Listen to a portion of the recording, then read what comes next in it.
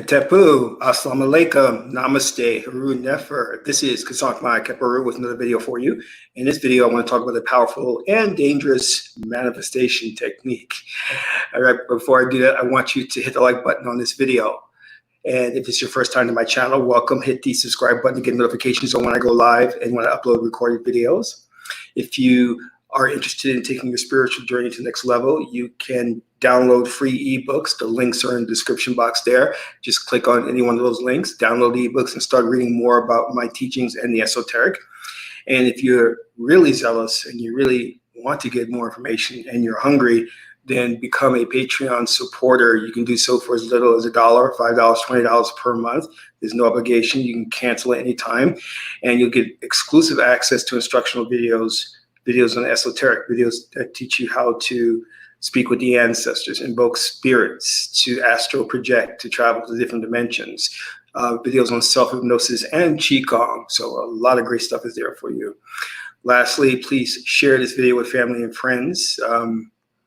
We want to make sure this revolution gets started, and the best way to do that is to inform the masses to help change the vibrational frequency of the planet. So, Haru Nefer, how you doing?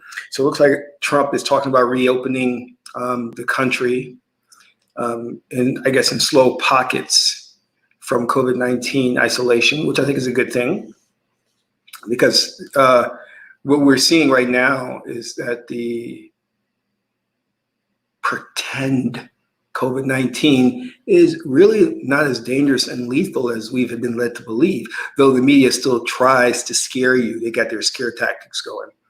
But what we are seeing, and many people are bringing this up, which is good, that the number of people who have become infected and who are dying from it, unfortunately, does not warrant destroying the global economy. All right. You can look and say there's more people who die from car accidents or the flu or what have you. I don't want to get into that debate or that argument, but I just think that this slow progressive opening up of the country is a good idea. But now let's talk about something really important right now, and that is magic. You know, I noticed that a lot of guys, they think a lot about sex, money, women, but I'm kind of peculiar because I spend a lot of my days and nights thinking about magic, thinking about how do I perfect a magical formula? How do I perfect a spell? How do I perfect a mantra? How do I perfect a sigil? It's always on my mind. In fact, my mates tell me I dream and I talk when I'm sleeping and I talk magic. It's a good thing. It's a very good thing. I've also taken a lot of chances and gone to areas where I shouldn't have. And we're going to talk about that here, about a very powerful technique and also a dangerous one that you have to be careful. And I'm going to explain this. I'm going to break it down for you, because what I like, you see, when I learned ceremonial magic or ritual magic, we were just told to just do it and the results will follow. And I was just like, well, why does it work? Can somebody break down the mechanics of this? No one did. I had to go and study with different gurus and teachers and learn myself why it worked.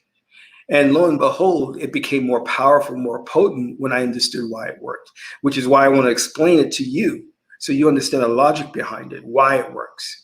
And for you to understand why this particular ritual work, it's a small ritual, it's not a big ritual, why this works, I'm going to have to talk to you a little bit something about the problem with the Western man, the Western world, left brain thinking.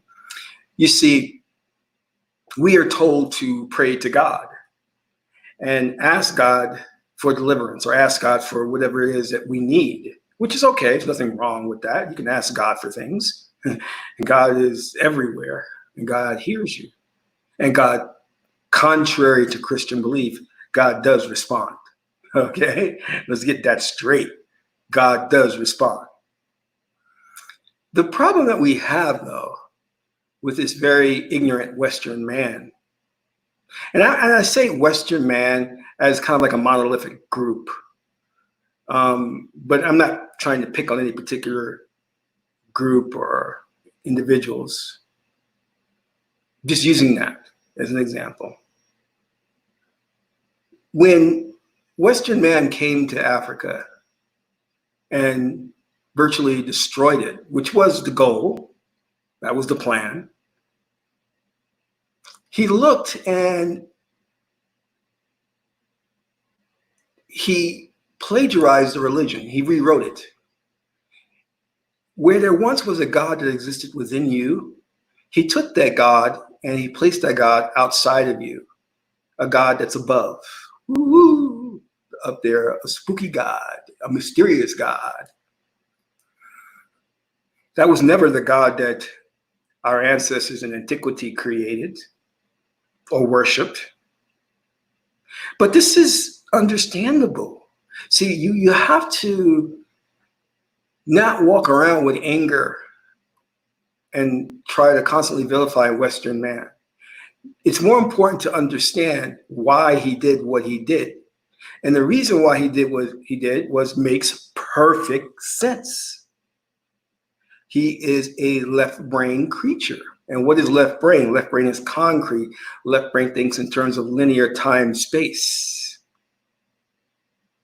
So this Western man could not conceive of a metaphysical God, a God that had no form, no shape, no physical presence. So he had to create a God that was in physical form and existed outside of us.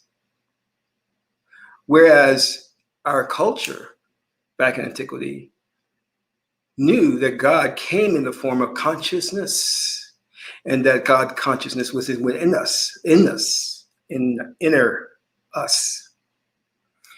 And that there was no reason for us to pray to a God outside of us, because there's no one outside of you listening to you. You see, when you're praying to God, you're really praying to yourself, whether you realize it or not, you are. And there is a science called chronobiology, and I'm going to get into that. And this deals with the different times of the day and how it affects your body, specifically your subconscious mind. Very important. So the ignorance of the Western man concocted a God that existed outside of himself. Because the Western man thought concretely. He could not think abstractly. And the African version of God was an abstract God, a metaphysical God, a God that was one with all. Now, they took that step further and said that God is jealous, God is vengeful, God can hate, God can love. And then you open up a whole big can of worms there, but I'm not going to go into all that. But the idea of you praying to a God that's outside of you defeats the purpose. And because they are stupid as all hell, they'll tell you God doesn't communicate back to you. God listens, so pray to God, but God cannot respond. No, God does respond. You just don't understand how God responds. You're not intelligent enough. You have not reached a level of spiritual sophistication to know how God responds. God responds through the oracles, through divination. God answers you when you pose a question. God, do you love me? God comes back through the oracles. Yes, I do. Simple as that. 1 and 1 make 2. Very simple. But they had a problem with what they were doing, these neophytes. You see, in concocting this God that exists outside of you, many people in the Christian faith, Jewish faith, in the Catholic faith, realized that this God was inconsistent, that this God would sometimes grant you your wish and sometimes wouldn't. So they were like, well, what's going on? We don't understand. Oh, so we'll classify God as mysterious. He works in strange ways. Oh, we just did another crazy thing. We assigned a gender to God. God is not a he, God is not a she. Let's understand that God transcends all of that. But again, Western man in his infantile mentality has to assign a gender to God. And then makes the horrible, horrible mistake, inexcusable mistake of saying that there is a God who is a man, but there are no female gods. What the fuck is that? I mean, really? I mean, you see, there's something called contextual logic or relational thinking. When you propose the idea of a male, it can only exist in context to a female. When you propose the idea of hot, it only can exist in context to cold. So why are you, if you say male, then this absolutely has to be female for it to be valid. But the dumb pimp pastor ministers run around saying God is a he. There has to be a she then. Otherwise, you must call God an it. Do you feel what I'm saying? These people don't have logic. They work on the worst Sebekian logic there is. Their logic is so damn flawed, it is pathetic that people follow these pimp pastors. Relational thinking. You cannot have day without night. You don't. How would you know night without day? Simple as that. Logic 101. Even Sebek is going, what the fuck? What? A male without a female? What? That's that's a wrong logical thread. Anyway, I digress. What was my point now? All right, let's get back here. So they concoct this idea of a God that exists outside of you, and they don't understand chronobiology. So they say that God grants some people their wishes, others not. You can't question God because God works in mysterious ways. No, God doesn't work in mysterious ways. You just too dumb to come up with a sophisticated answer to know why God does not grant you your wish. And I'm going to explain it to you.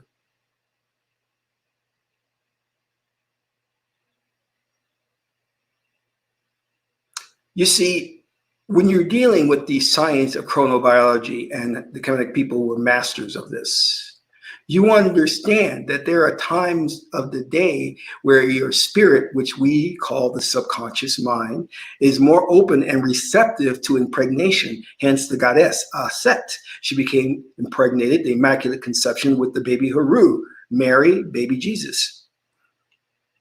When your spirit, your subconscious mind, the same thing, and we assign a gender to that, that's perfectly fine. We know that the conscious mind is male and the subconscious mind is female. When the subconscious mind is open and receptive to impregnation, if you ask for something, it will become impregnated within you. And if you nurture that, then it will come to being. It will manifest. Simple as that. That's the explanation why some people get their prayers, others don't. Let me explain it again for those who rode the special bus to school. You, as a physical Geb being, are connected to the universe and the cycles of the universe and the cycles of time. There are specific times of the day when your spirit is open and receptive to impregnation. If you hold an idea or a wish in your mind's eye during those specific times, it will become seated in the subconscious mind. And if you nurture that idea, it will then blossom and come to fruition. Can I get an amen? Simple as that. No mystical God, no spooky God, no God works in mysterious ways. It is as simple as that. And our ancestors knew this. This is why they tracked the cycles of the moon. New moon was favorable for starting new ventures.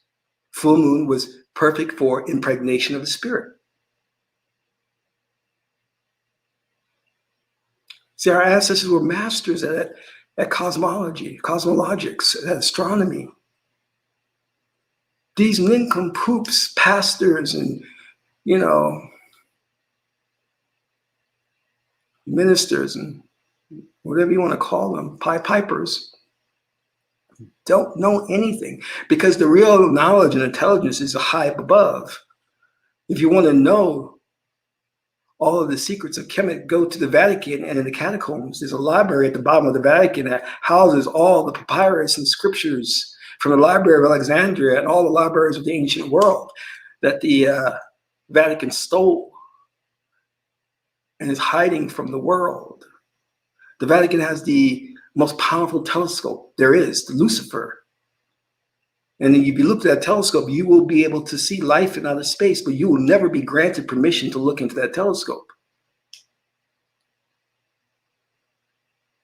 And it was the Vatican and the Pope who legitimized slavery. Oops, let me not go into that now. Let's get back to what I was talking about, which is the ritual. I want you to understand this is not hard science. I could take you to the next level on all this and we can really get deep. But you don't need to know all that right now. You're just starting. You're an initiate, an adept. But I just want you to get an idea of the level of intelligence you're dealing with Western man. Doesn't know anything, but he's good at trickery and smoke and mirrors to fool you and thinking that he knows. But he doesn't know. Doesn't know anything. That's his problem. If he knew, he could not have created something called slavery. He could not continue this thing called slavery. It would have ended a long time ago. But he's so trapped in concrete thinking that all he can look and see a person with a physical appearance and attribute an intelligence to them. You got to be a goddamn idiot to look at somebody from an external perspective, look at the color of their skin, and then assign based on a phenotype intelligence. You're a dumb son of a bitch. If you are grading intelligence by phenotype, you're an ignorant ass. And they are. All these ancient people, Charles Darwin, all these guys who were dabbling in eugenics. So they wanted to depopulate the planet. That's where they were going. But to do that, they had to classify and lie and say that people of melanin complex are inferior to justify the actual extermination of these people. But I digress again. Sorry.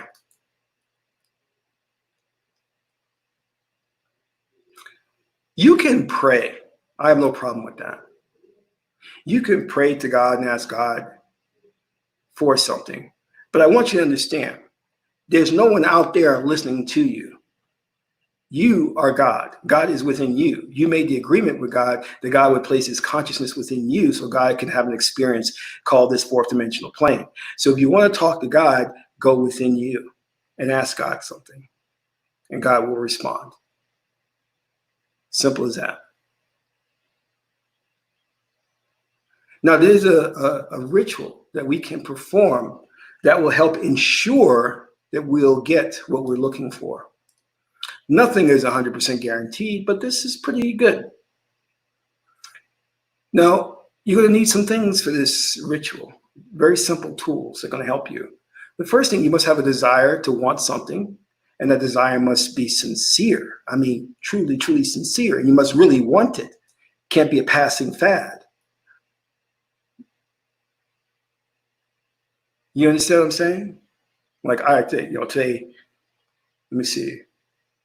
I think I want Miley Cyrus today. No, I don't want Miley Cyrus today. I want a Jaguar. No, not a Jaguar. What I want. You have to be sincere in what you want because the spirit within you knows sincerity. And that's how it operates. You can't fool God. God knows what is in your heart and what you really want. So that's the prerequisite right there. It has to be sincere. Next thing, you need 3 candles. One candle must be white. The other 2 candles must correspond to the deity that you're communicating with that governs the thing you want. If I want wealth, that's Ma'at. Ma'at's candles are blue. Okay, forgive me, I'm colorblind, all right? So I'm hoping these are blue, right? These are blue, right? Okay. My colorblind plays with me all the time, okay? There we go. Okay, so the blue candles will represent what you want. Let's say, for example, wealth. You're going for wealth. The white candle here will represent Osir. Osir is the God within you. Osir is the God that exists in the underworld that will be resurrected by Oset, Isis. What is Isis? Isis is meditation, trance. When you are in a trance state, you are programming your spirit. You're activating your spirit to accomplish a goal, whether you realize it or not. When I daydream, I am programming my spirit to manifest something for me. This is why we manifest all wayward and backwards things. And we wonder, why are these things happening in my life? Because you don't understand chronobiology. You didn't understand that when you were daydreaming, that your body was ready to be impregnated with an idea, and you impregnated it with the wrong ideas. And that's why it's manifesting in your life. Next thing you want is a cup of water. All right. Now you can change this. It's up to you. You can change this ritual. It's very, it's all about how you feel. It has to feel right to you. Remember, there's no hard and fast rule. So let me get to this. I want to get right through this because it's not really complicated. It's very simple. Your spirit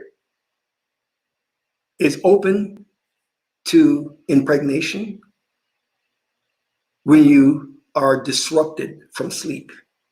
See, when you're sleeping, you're in a dream state. Sometimes you may go into the REM state. When somebody wakes you up,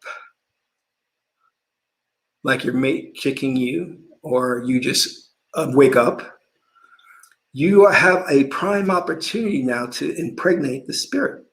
So what I want you to do is to think about setting your alarm clock to wake you up at 3 in the morning. Don't do this on a work day. It's not a good idea. Do it on a weekend. When that alarm clock awakens you at 3 in the morning, you're going to get up. Now, there's some other things you're going to need. You're going to need some oil. You can get jasmine oil. You can get lavender. It doesn't matter. It's preferably the oil corresponds to the deity you're petitioning. All right. And you can get some incense. Same thing. Lavender, jasmine, whatever corresponds to the deity. When your alarm goes off, 3 in the morning, wakes you up, you're going to be groggy as all hell. And you're going to be cursing me. All right. But try to compose yourself. Get up and stretch. Now, follow me here. This is not a hypnosis technique. We're going from right to left, to left to right, right to left, left to right, right to left, left to right. What the hell does that mean? You're in bed, you're sleeping, you're in the right brain. You wake up, you slowly move to the left brain. We got to get you to go back to the right brain. So we play the game, chronobiology. The right to the left to the right. You wake up 3 in the morning, you're in the right brain. You stretch. We got to get you from the right brain to the left brain now. Left brain is the waking state, symbolized by the sun. Right brain is the spirit, symbolized by the moon. Wake up. Where are you at? Right brain. This means that you still, in some form or fashion, believe that the dreams that you had are part of this reality. You're pulling those thoughts and ideas from the dream state into this reality. You're still not fully conscious in the left brain, so you do believe that a dragon could be in your room because you just disrupted your sleep. That's how it is. Children at a very young age don't know the difference between reality and fantasy because their brains have not been formed and separated into a clear delineation between left and right. So when you wake up at 3 in the morning, you're still groggy and you still are in that dream state, which is good. You're going to stretch. You're going to put some of the oil on your nostrils, okay?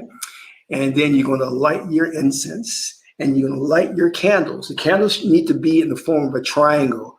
First one up front will be the white candle, which is symbolized by Osir, the God within you, and the 2 other color candles, the blue below the triangle. You light the candles clockwise, okay? Clockwise. You light the candles, put the oil on, and you light the incense, okay? Now, make sure that you're fanning that and you're getting a good whiff of it. So what's happening now? You're going from the right to the left, all right? So you're coming more awake, more awake. Now your senses are being excited now. That's the chi energy. The kundalini energy is now, or let's call it Ra. Ra is starting to get awake. The senses are being bombarded by the smells and the tactile touches that you're doing with the ritual. Okay? Pick up your water. Your water should be here. Hold the water. Stand and then close your eyes and meditate. Well, let's not say meditate. Visualize what you want. This is charging the water. Visualize what you want. Visualize what you want very strongly. Empower with emotions. Then drink the water. Then I want you to stand there as the incense is burning, as you can smell the oil all over you. As the candles are lit, clasp your hands, close your eyes, and now you can visualize what you want, or you can verbally ask for it in the form of a prayer. All right? Now, when that is done, simple as that, you close out by extinguishing the candles, all right? And go clockwise, extinguish the candles. And at that point, you go back to bed, go to sleep. You're going to be sleeping with the oil on you, with the smell of the incense. Your eyes have seen the colors. You've done the tactile work. You're going to transfer now from the left brain to the right brain. You're going back to sleep now. So remember, we went from the right brain to left. Now we're going from left to right. And you're going back to sleep. Now, you may dream about what you want, and you may not. You may dream about it, and you may not remember it at all. That's okay. Don't worry about it. You should do this at least 3 times. 3 is the number of Sebek. Sebek says if your beliefs are in line with truth, he will open the way to your success. You should do this 3 times. Now, here we go back to the right to the left, left to the right. Now, you must transfer it from the left to the right. After you do it 3 times, you must now forget about it. Cast it out to the ether. I'm going to talk a little bit about that. You don't want to think about it anymore. It must go deep into the subconscious mind. And for that to happen, it must move from the left brain, which is a conscious thought process about what you did. Because the left brain is always analytical, it's critical, it creates doubt. So you must transfer what you did from actively thinking about it to a very subconscious, deep level thing. It must move from the left brain to the right brain. So now forget about it. You do this three ritual 3 times, and then you forget about it. That's how you transfer it to the right brain. Completely forget about it. Don't worry about it. Just know that it will manifest, and it will. That is the ritual. Very simple. Here's the danger. Here's the problem. If you don't do this right, you're going to manifest something not good. If you get up at 3 in the morning and you have not fully awakened yourself and moved from the right to the left brain, you're going to transfer what you dreamed about or what's in your right brain, and you're going to impregnate the subconscious mind with what you were dreaming about. And if you have fears, if you have really weird desires, it's going to manifest, and it could cause problems for you. So be very, very careful when you wake up at 3 in the morning to make sure you're not doing this in a very, very groggy state, because that means that you're transferring what you were dreaming about, or you're transferring that nightmare that you had into reality. Be careful. Be very careful, because those dreams are still in your sphere of awareness. And even though you may be praying, asking for one thing, it's still out there in your mind, and it's going to impregnate the spirit. So be very careful about that part, all right? Now, all of this should feel good to you. If something doesn't feel right, don't do it. Because magic is about doing things that align with your spirit, that feel good. And usually, if you walk away with a positive feeling about it, then it will manifest in the right way for you. All right? Don't do something you feel very, very uncomfortable with, because then your spirit will reject it. Your spirit will push it out, and it won't become impregnated with that desire, and it won't manifest it for you. So that's it. It's very simple. Now, I want to talk about the ether just for a little bit, real quick, before I end this. Our ancestors were so in tune to the ether, and they were so in tune to the right brain. When you when you are aligned properly with the right brain is a gateway to the ether. The ether is where you have psychic communication, where you can communicate with the ancestors, interdimensional beings, other entities, and spirits. When you have learned to use your right brain in the proper way, you will automatically be connected to the ether, and you will receive premonitions. You will receive guidance from your ancestors and from different beings.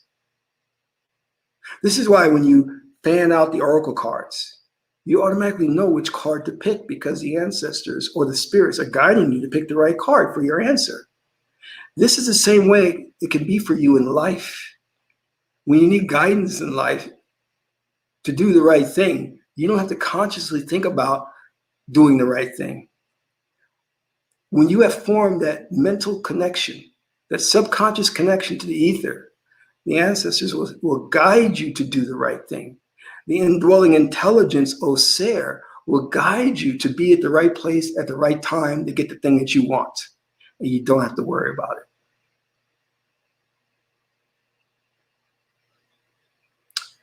Let me answer this question. If my spirit would be aligned with my desire, then why am I still here? It's a very good question. I'm going to answer that question for you. Because you made an agreement to be here.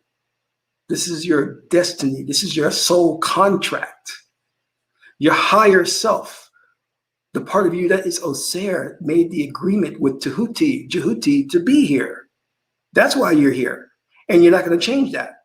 You're not going to change that contract. You signed it with Jehuti.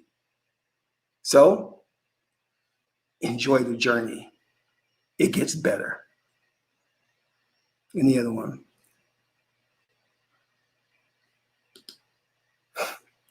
What about people like me that don't sleep much? Well, it doesn't matter. You're using your right brain. You daydream, don't you? You fantasize, don't you? That's activating the right brain. You don't have to actively be asleep to do this. So keep that in mind. All right. Some good questions there. Really good questions there.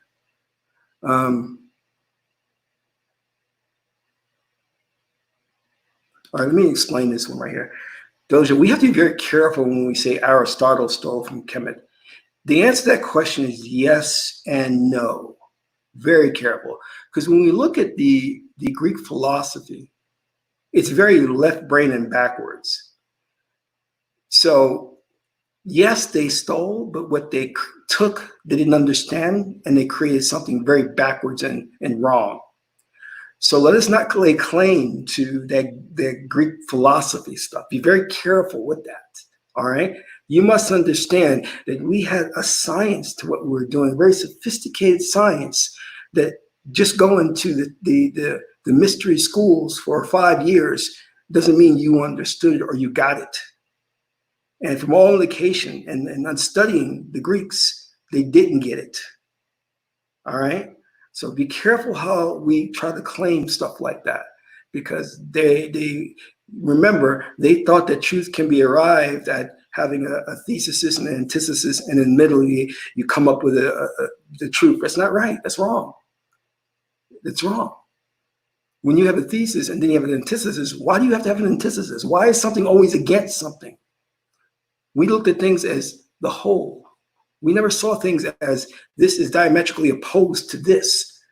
For there to be good, they have to be bad. We didn't look at things like that. We transcended that thinking of good and bad. Tahuti tells us nothing has a quality in and of itself. Nothing is inherently good or bad. You understand that.